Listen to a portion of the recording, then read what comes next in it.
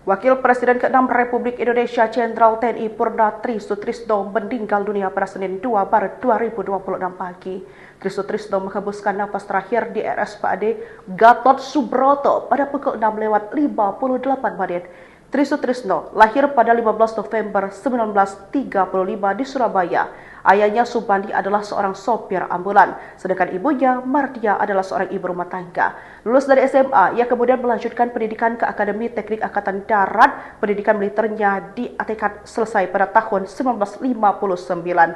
Tri menjadi Kasat selama 2 tahun. Setelah lengser pada 1988, ia kemudian diangkat menjadi Panglima ABRI. Jabatan ini merupakan puncak karirnya di militer. Kendati demikian, bukan berarti karirnya berhenti sepenuhnya. Di tahun yang sama pada tahun 1993, ia justru diangkat menjadi Wakil Presiden mendampingi Soeharto.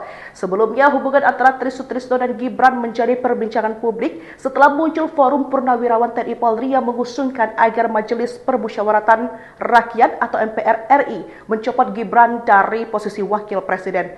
Tak lama setelah itu muncul momen hangat pertemuan Gibran dan Tri Sutrisno yang bak seolah meredam isu tersebut antara keduanya. Secara resmi, kunjungan itu dilakukan dalam rangka menyampaikan undangan upacara hari ulang tahun ke-80 Republik Indonesia.